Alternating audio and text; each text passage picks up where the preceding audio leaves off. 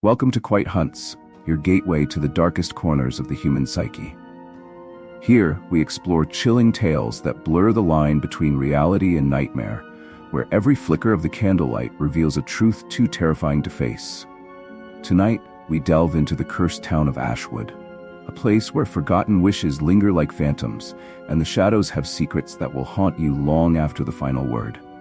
So settle in, turn down the lights, and prepare for a journey into the unknown. Trust us, you won't want to miss a moment of the unfolding terror. Don't forget to like and subscribe and stay with us until the end, if you dare. The town of Ashwood lay shrouded in an eternal twilight, an eerie hush blanketing its cobblestone streets and crumbling buildings.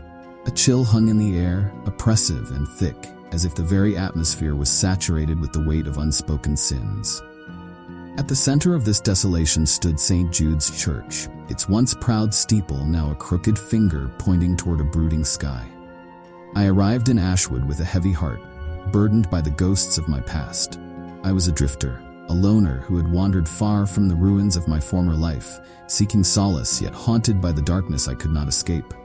My soul was a tapestry of regrets, each thread woven with the decisions I had made, decisions I could never undo. The rumors that had drawn me to this forsaken place whispered of a mysterious entity, a figure said to grant wishes at a terrible cost.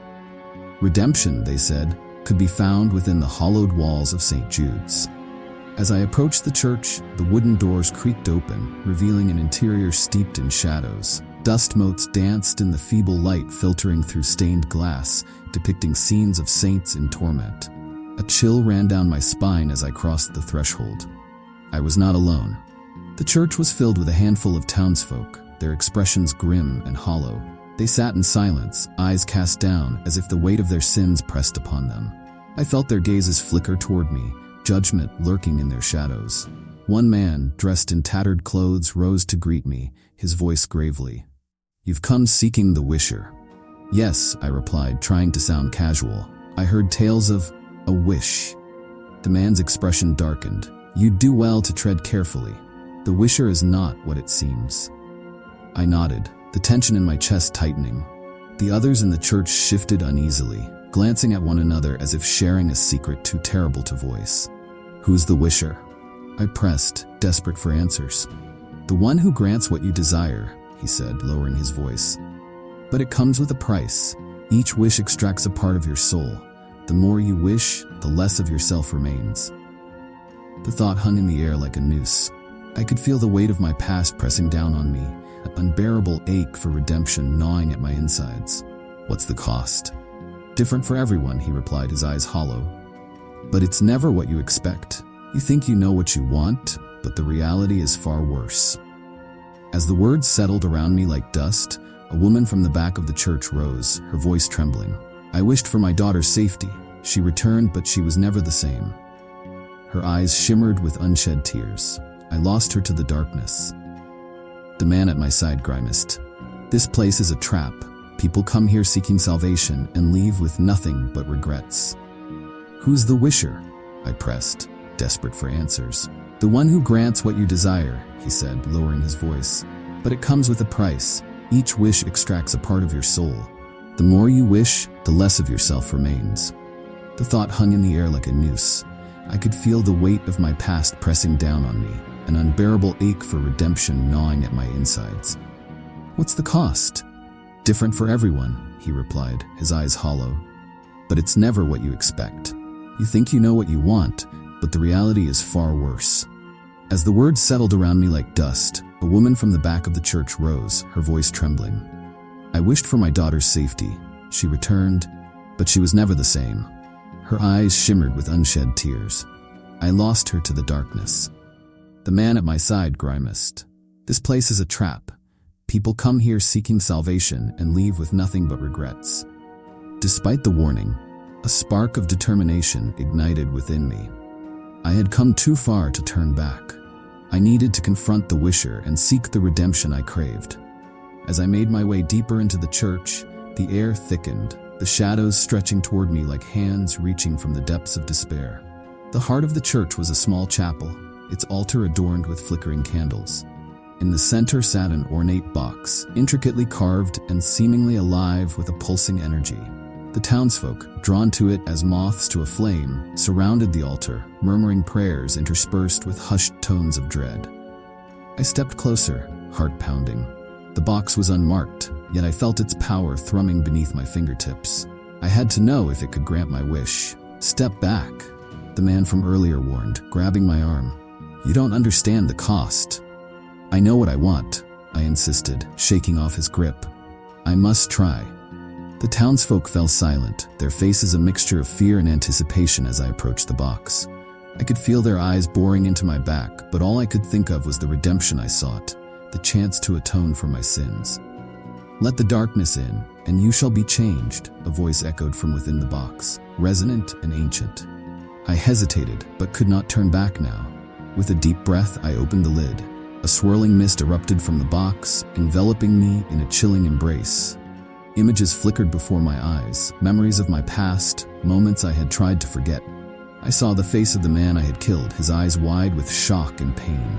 My heart raced as guilt surged through me, mingling with a desperate hope. "I wish to undo my crime," I said, my voice quaking. "To bring him back, I want to make it right."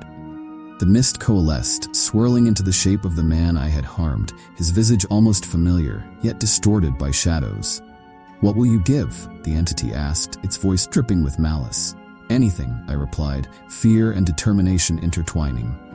"Your past is a burden," it murmured, the shadow of the man before me shifting.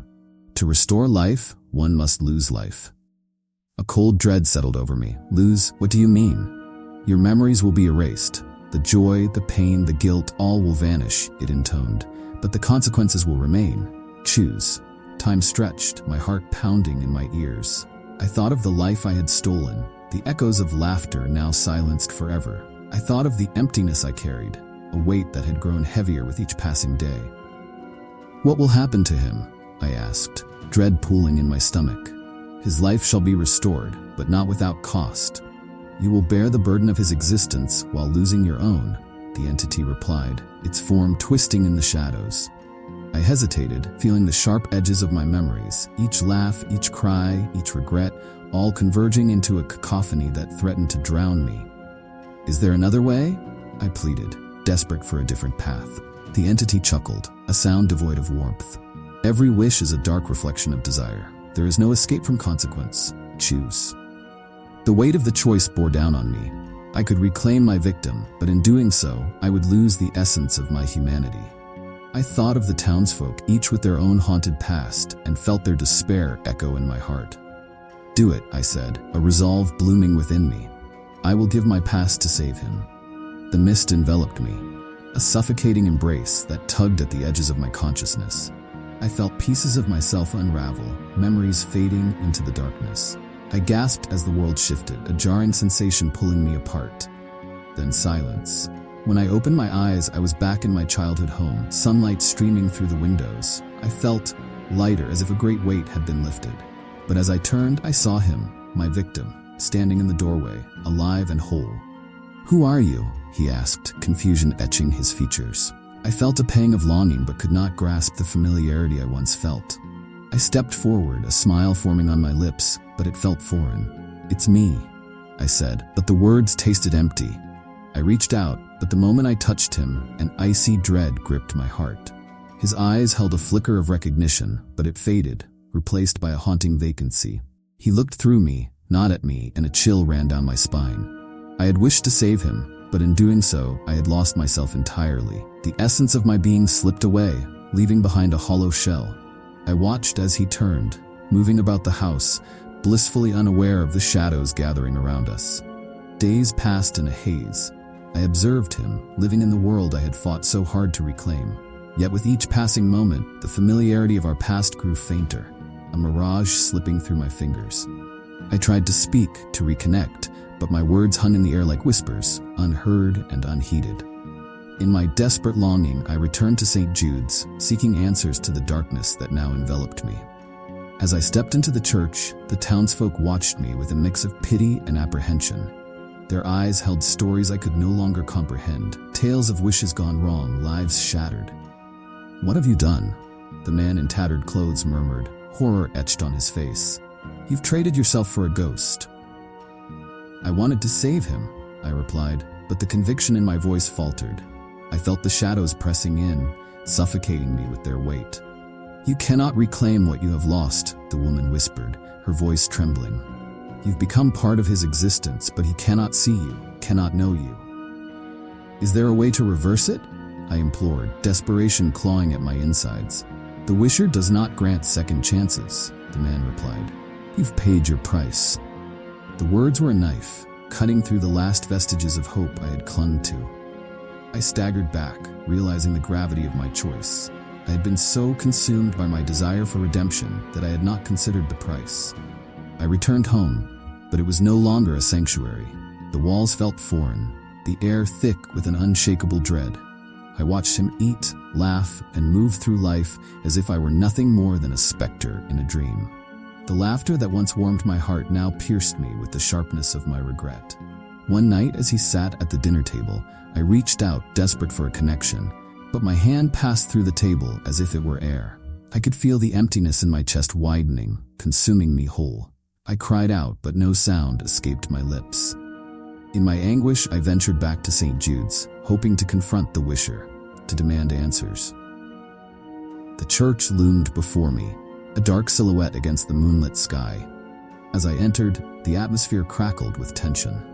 The townsfolk were gathered once more, their faces drawn and pale. "Why do you return?"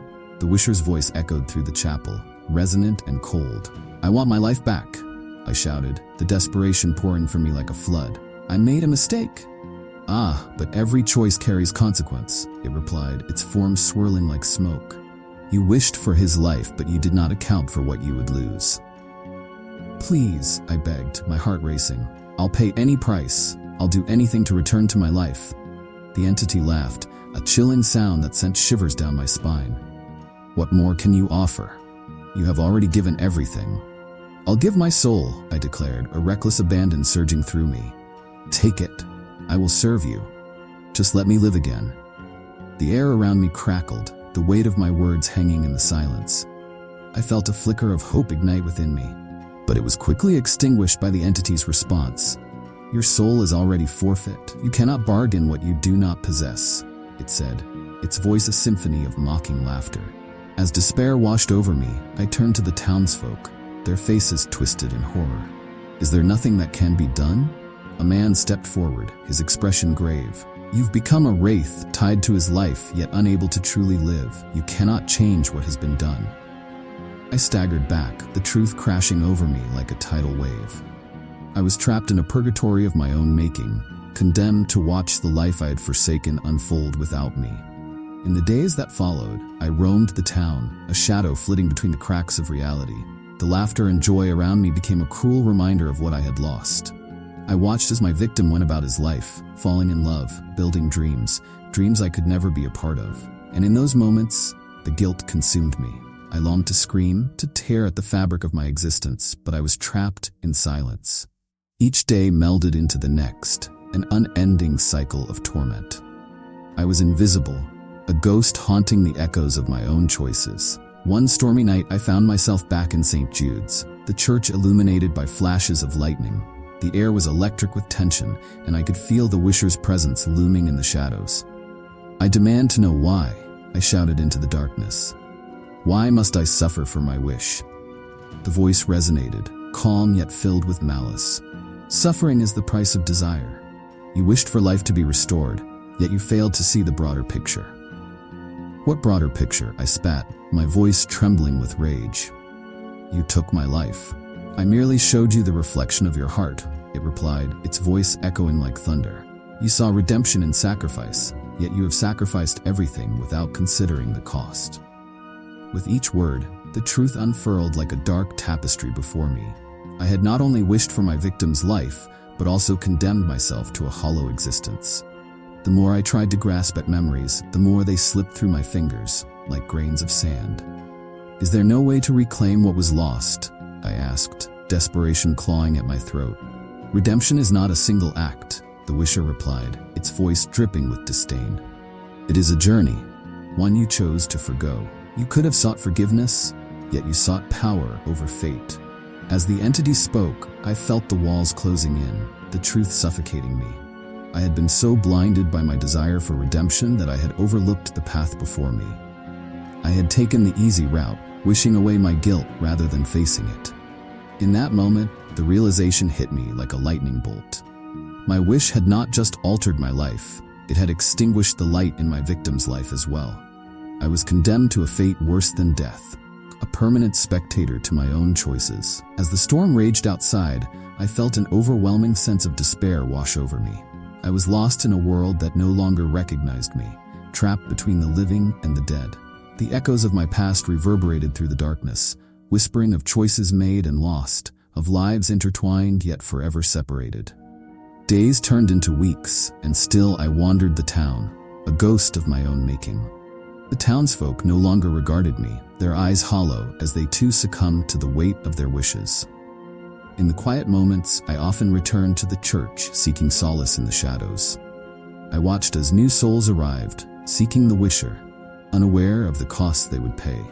Each time I felt the weight of their desires pressing against me, a reminder of my own folly.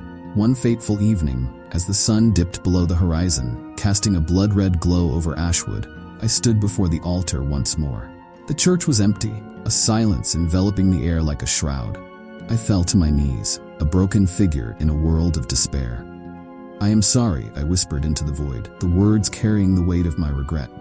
"I wish I had chosen differently." In that moment, I felt the presence of the wisher looming in the shadows. "You have learned the lesson of your choice," it said, its voice a sinister whisper. "But the cost remains." "What must I do?" I pleaded, my voice trembling. "I cannot live like this. I cannot bear the pain of watching him live without me. Every wish comes with a price, but there are those who still cling to hope," it replied. "You must decide whether to remain a ghost or to relinquish your hold on the past." With those words, the air around me crackled with energy. I felt the pull of the box once more, the swirling mist beckoning me. The choice loomed before me. Sacrifice the last remnants of my identity to free my victim from the shadows of my actions, or remain a lost soul, forever trapped in the darkness. In that moment, I felt the presence of the wisher looming in the shadows. "You have learned the lesson of your choice," it said, its voice a sinister whisper. "But the cost remains." "What must I do?" I pleaded, my voice trembling. "I cannot live like this. I cannot bear the pain of watching him live without me." "Every wish comes with a price, but there are those who still cling to hope," it replied. "You must decide whether to remain a ghost or to relinquish your hold on the past." With those words, the air around me crackled with energy. I felt the pull of the box once more, the swirling mist beckoning me. The choice loomed before me. Sacrifice the last remnants of my identity to free my victim from the shadows of my actions, or remain a lost soul, forever trapped in the darkness. I closed my eyes, tears streaming down my face. "I choose to release him," I said, my heart breaking at the thought of losing my last connection to the world I once knew. "Let him live, free of my burden." The mist surged, enveloping me in a suffocating embrace. I felt pieces of myself unravel, memories fading into the darkness. I gasped as the world shifted, a jarring sensation pulling me apart once more. Then silence. When I opened my eyes, I was standing in the heart of the church, the box before me closed and still. I felt lighter, but the emptiness within me was profound. I had released him from my past, yet the cost weighed heavily on my soul. I stepped outside, the moon shining bright above Ashwood. The town felt different now, a sense of peace hanging in the air. Yet, as I wandered the streets, I realized the truth. I was no longer a part of this world. I closed my eyes, tears streaming down my face. "I choose to release him," I said, my heart breaking at the thought of losing my last connection to the world I once knew. "Let him live free of my burden." The mist surged, enveloping me in a suffocating embrace. I felt pieces of myself unravel, memories fading into the darkness. I gasped as the world shifted, a jarring sensation pulling me apart once more. Then silence. When I opened my eyes, I was standing in the heart of the church, the box before me closed and still. I felt lighter, but the emptiness within me was profound. I had released him from my past, yet the cost weighed heavily on my soul. I stepped outside, the moon shining bright above Ashwood. The town felt different now, a sense of peace hanging in the air. Yet as I wandered the streets, I realized the truth. I was no longer a part of this world. As dawn broke, painting the sky with hues of gold, I felt the finality of my choice settle in. I was free from my past, but in doing so, I had lost everything that defined me. I wandered through the town, a ghost among the living, unseen and unheard. And in the stillness of that morning, I understood the ultimate irony of my wish. I had sought redemption, yet what I found was a bleak existence devoid of connection.